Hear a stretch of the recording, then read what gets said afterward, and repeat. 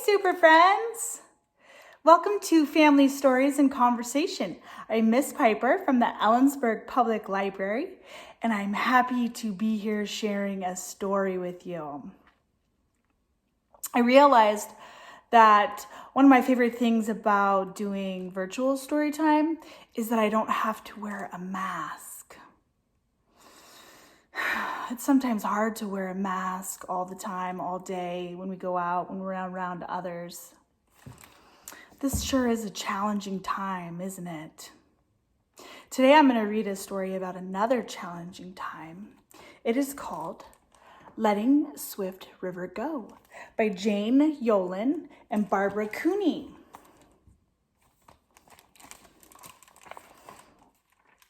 It is brought to us by Little Brown and Company. Letting Swift River Go.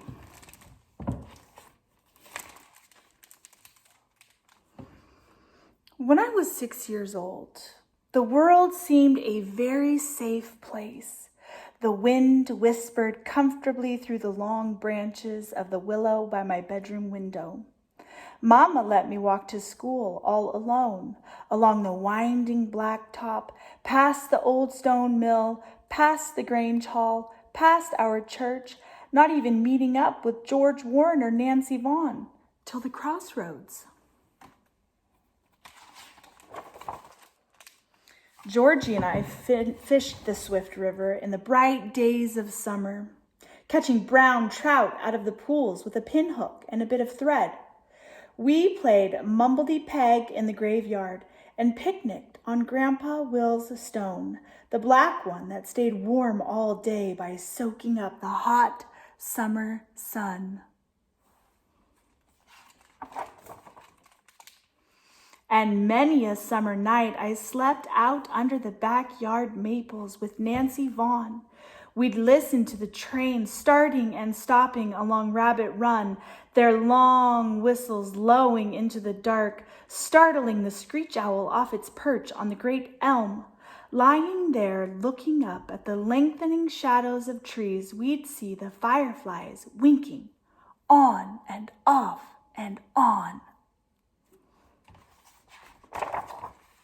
One night, Nancy Vaughn and her cousin Sarah from the city brought 3 mason jars to my house. We caught fireflies in them, holding our hands over the open tops. Mama came out to watch. She shook her head.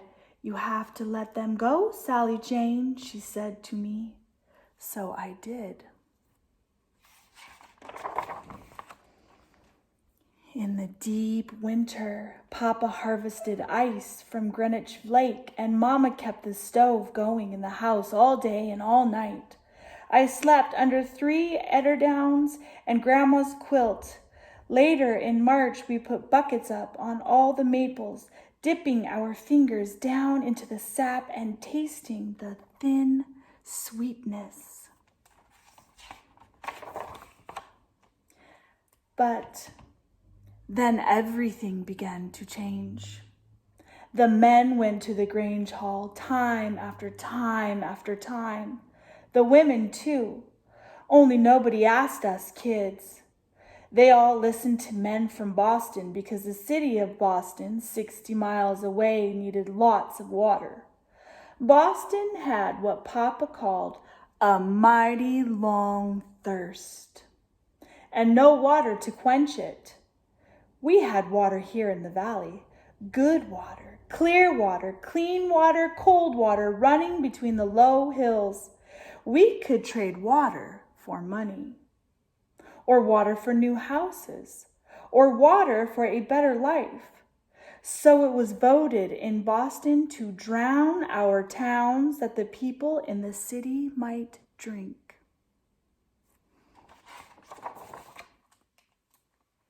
First, we moved the graves. Grandpa Will's black stone and the Doubledays and the Downings, the Metcalfs and the Halls. Papa read the headstones on the trucks as he helped gather the small remains, hauling them to the new cemetery where everything would be fresh and green. Sometimes all the men found were buttons or teeth or a few thin bones. Papa said they left the Indians where they lay. No one wanted to bother with them, but I thought it right. They remain in sacred ground. The black flies were fierce, Papa said. Fierce. He had bites under his eyes, swollen like tears.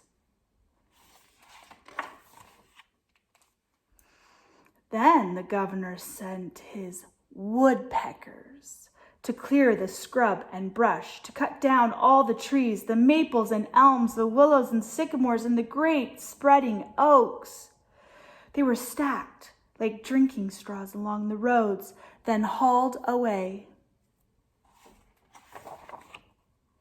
Our houses came next. Some were bulldozed. One great push, and they went over after 1 and 2 centuries of standing strong against wind and snow and rain. Georgie and I watched them push down the old stone mill till the windows of one wall stared out like empty eyes at the far-off hills. Mr. Baxter's house went by track along the blacktop to its new home in another town, slow as any child going to school. Nancy and I ran alongside for a way, but it had more breath than we did. We stopped, panting, and watched till it was out of sight. Then Mama and Papa and I moved away to New Salem, one big hill over, and into a tiny house where my room was warm all winter long.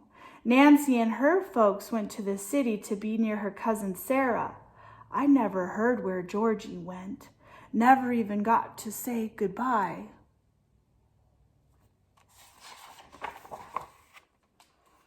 Strangers came with their big machines building tunnels and caissons, the Windsor Dam and the Goodenough Dike. Papa brought me over to watch most Friday afternoons. "You've got to remember, Sally Jane," he said. "Remember our town." But it didn't seem like our town anymore. There were no trees, no bushes, no gardens, no fences, no houses, no churches, no barns, no halls. Just a long, gray wilderness. Just a hole between the hills. The waters from the dammed rivers moved in slowly and silently. They rose like unfriendly neighbors halfway up the sides of the hills, covering Dana and Enfield, Prescott and Greenwich, all the little Swift River towns. It took 7 long years. Much later, when I was grown, Papa and I rode out on the Quabbin Reservoir. Behind us, we left a bubble trail. Through the late afternoon and well into the evening, we sat in the little boat and Papa pointed over the side. "Look, Sally Jane," he said. "That's where the road to Prescott ran. There's the road to Beaver Brook. That's the spot the church stood where we had you baptized. And the school, and the Grange Hall, and the old stone mill. We won't be seeing those again." I looked. I thought I could see the faint outlines, but I could not read the past. Little Perch now owned those streets, and bass swam over the country roads. A rainbow trout leaped after a fly, and the water rings rippled through my father's careful mapping. When it got dark, the stars came out, reflecting in the water, winking on and off and on like fireflies. I leaned over the side of the boat and caught the starry water in my cupped hands. For a moment, I remembered the wind through the willow, the trains whistling on Rabbit Run, the crossroads where I had met Georgie Warren and Nancy Vaughn. Gone, all gone under the waters. Then I heard my mother's voice coming to me over the drowned years. You have to let them go, Sally Jane. I looked down into the darkening deep, smiled, and did. The end. Letting Swift River Go, written by Jane Yolen and illustrated by Barbara Cooney. And now for our questions. The first set of questions. Have you ever moved? Have you had friends or family move? Or maybe just an acquaintance? How did it feel? Were you able to keep in touch? Or stay in contact? Question set number 2. Do you think it was fair for the small towns to be flooded? Or I think at one point in the book they say drowned, for the small towns to be drowned to supply water for the big city? Why or why not? And the third set of questions. This book is based on real events. It's based on a challenging time that real people faced.